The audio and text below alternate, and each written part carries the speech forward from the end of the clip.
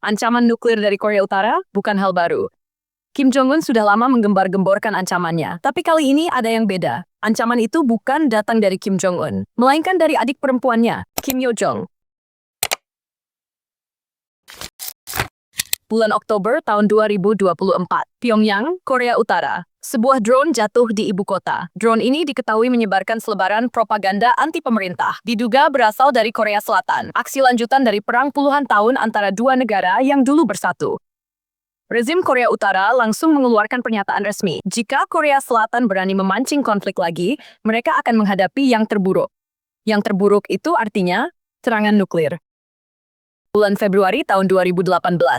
Olimpiade musim dingin di Korea Selatan. Untuk pertama kalinya dalam puluhan tahun, anggota keluarga Kim menginjakkan kaki di tanah Korea Selatan. 3 hari di sana, Kim Yo-jong mencuri perhatian media. Ia hadir di pertemuan, makan siang dengan Presiden Moon Jae-in, bahkan bersalaman. Gak seperti kakaknya yang dikenal galak dan penuh ancaman, Yo-jong tampil kalem, lembut, dan diplomatis. Banyak yang berharap, mungkin ini awal perubahan. Mungkin Korea Utara akan membuka diri. Tapi sosok lembut yang dunia lihat di Korea Selatan hanyalah satu sisi dari dirinya. Sisi lain dari Kim Yo-jong jauh lebih gelap. Keluarga Kim nggak cuma dianggap penguasa, tapi utusan takdir. Kekuasaan mereka dianggap suci. Semua kebijakan, setiap keputusan cuma punya satu tujuan, memastikan kelangsungan dinasti Kim. Kim Yo-jong dilahirkan sekitar tahun 1987 atau mungkin 1989, bahkan tanggal lahirnya saja dirahasiakan. Tahun 2011, Kim Jong-il meninggal mendadak. Kim Jong-un ditunjuk jadi penerus. Di pemakaman sang ayah, terlihat seorang wanita muda berdiri di belakang Jong-un, mengenakan pakaian hitam, menunduk, menangis seperti yang lain, tapi tak seorang pun tahu siapa dia.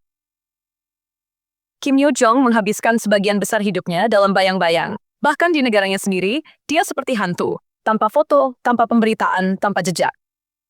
Namun saat transisi kekuasaan berlangsung, perlahan dia mulai muncul. Awalnya terlihat seperti staf biasa, membawa clipboard untuk kakaknya, berdiri di sisi, dan kadang memegang asbak kristal agar sang diktator bisa membuang abu rokok. Tapi kalau kamu jeli, dia selalu ada di momen penting. Para analis mulai menyadarinya. Badan intelijen, jurnalis, hingga para pembelot mulai mengajukan pertanyaan yang sama. Siapa sebenarnya perempuan ini? Setidaknya ada satu orang yang benar-benar dipercaya Kim Jong-un, adik perempuannya sendiri, Kim Yo-jong. Hubungan mereka sangat dekat, mungkin karena masa kecil yang mereka habiskan bersama jauh dari tanah kelahiran mereka. Pada era 90-an di Swiss, dua anak asal Korea Utara masuk ke sebuah sekolah elit di kota Bern. Secara resmi, mereka disebut anak diplomat, tapi semua itu palsu. Nama di paspor mereka pun rekayasa. Tak ada yang tahu bahwa dua bocah ini sebenarnya adalah ahli waris keluarga paling berkuasa di Korea Utara. Bagi teman-teman sekolahnya, mereka tampak biasa saja. Bermain sepak bola, mengundang teman ke apartemen sederhana, ikut liburan musim dingin, bahkan jalan-jalan ke Disneyland. Mereka terlihat seperti keluarga asing yang normal, padahal mereka bukan keluarga biasa. Kim Jong-un dan Yo-jong ditarik pulang kembali ke Pyongyang. Setelah masa sekolahnya di Eropa, Kim Yo-jong melanjutkan pendidikan di Korea Utara, belajar ilmu komputer di Universitas Kim Il-sung.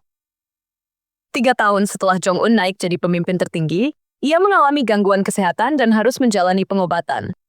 Selama ia absen, Yo-jong yang menggantikan tugas-tugas negara. Di akhir tahun itu, ia resmi diangkat menjadi wakil direktur pertama di Departemen Propaganda dan Agitasi, lembaga yang mengendalikan setiap gambar, berita, dan narasi di Korea Utara. Dimanapun Kim Jong-un tampil, Yo-jong pasti ada. Bukan hanya sebagai adik, tapi juga sebagai pengatur citra, manajer PR, bayangan yang selalu membuntuti. Dialah yang menyiapkan panggung sebelum sang pemimpin tiba. Dialah yang menghilang diam-diam setelah semuanya selesai. Dan akhirnya, tahun kemudian, untuk pertama kalinya dalam hidupnya, Yo-jong menjadi pusat perhatian. Tahun 2017, Korea Selatan. Kim Yo-jong menginjakkan kaki di tanah Korea Selatan.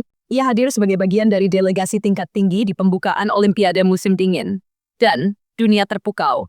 Media Korea Selatan dan internasional jatuh hati pada gayanya yang tenang dan sopan. Tapi semua ini bukan kebetulan. Ada strategi besar di balik senyuman itu. Selama bertahun-tahun, Kim Jong-un dipandang sebagai diktator gila yang terobsesi dengan senjata nuklir. Tapi sejak Yo-jong muncul, citranya mulai berubah. Ia perlahan-lahan membangun ulang citra sang kakak.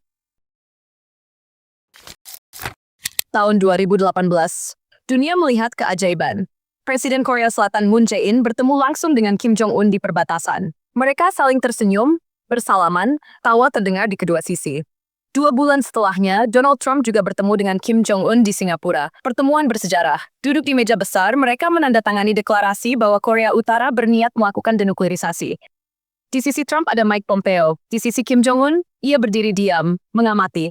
Saat dunia berharap mungkin Korea Utara benar-benar mau berubah. Tapi, ada yang janggal. Tingkah lakunya terlalu sempurna. Senyumnya, gerak tubuhnya, semuanya terasa terlalu dirancang. Dan itu baru permulaan. Menurut Ildar Daminov, seorang ilmuwan politik dari Central European University, Yojong kini memegang peran utama dalam komunikasi Korea Utara ke dunia luar. Di bawah pengaruhnya, propaganda Korea Utara jadi jauh lebih luas, dan bahkan masuk ke dunia digital. Korea Utara mulai menggunakan platform barat, termasuk YouTube, untuk menyebarkan narasi mereka. Namun, fungsi utama Kim Yo-jong dalam rezim ini bukan sekadar komunikasi. Tahun 2020, Yojong mengeluarkan perintah yang mengejutkan. Kantor penghubung di Kaesong diledakkan. Bangunan itu semula menjadi simbol diplomasi antar Korea. Sekarang tinggal puing. Senyuman manisnya telah hilang, dan retorikanya berubah tajam, penuh amarah, penuh hinaan. Tahun 2022, untuk pertama kalinya, rakyat Korea Utara mendengar langsung suara Kim Yo-jong lewat siaran resmi negara. Ia tampil di mimbar, bukan untuk bicara soal dirinya, tapi untuk memuji sang kakak, Kim Jong-un. Katanya, kakaknya sedang demam tinggi, tapi tak pernah beristirahat, terlalu memikirkan rakyatnya. Para pejabat di sekitarnya pura-pura menangis, air mata mengalir, wajah dibuat haru. Ya, katanya Kim Jong-un kena COVID, tapi menurut Yojong, penyebab sesungguhnya adalah Korea Selatan. Saat aktivis Korea Selatan menyebar selebaran anti-rezim ke perbatasan, Yojong balas dengan balon-balon berisi sampah dan kotoran manusia yang diterbangkan ke wilayah selatan. Aksi ini jadi simbol betapa kerasnya retorika sang adik perempuan Kim. Dalam sebuah pernyataan tertulis, ia menyebut Ukraina dan Korea Selatan sebagai anjing ganas yang dijinakkan Amerika. Dan pesannya sangat jelas. Selama sanksi, tekanan, dan ancaman tetap datang, kami tidak akan berubah. Kami hanya jadi lebih kuat. Dan kalau kau tidak bodoh, jangan berharap kami berubah. Korea Utara tak pernah menepati perjanjian dengan Amerika. Alih-alih membongkar program nuklir, mereka malah semakin gila uji coba rudal.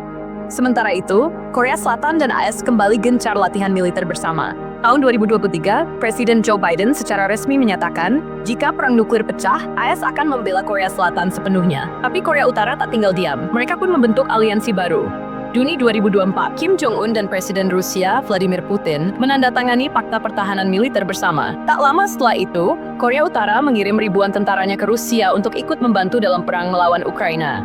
Korea Utara kini resmi ikut campur dalam konflik global. Dan dibalik semua ancaman yang meledak seperti bom verbal satu persatu, Kim Yo-jong lah yang menyampaikannya.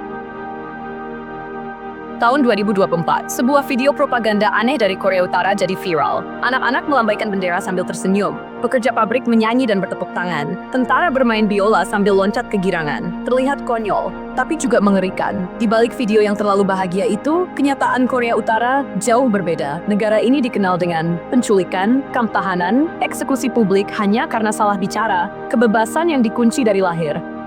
Mereka rela memilih kelaparan daripada reformasi, senjata daripada makanan, ancaman nuklir daripada diplomasi. Hari ini Korea Utara diduga punya lebih dari 50 hulu ledak nuklir. Dan Kim Jong-un mulai terlihat tak sehat, masih di usia 40-an, tapi dilaporkan mengalami masalah jantung, ditambah kebiasaan merokok berat dan minum-minum. Kalau dia tiba-tiba meninggal besok, tak ada pewaris laki-laki yang siap.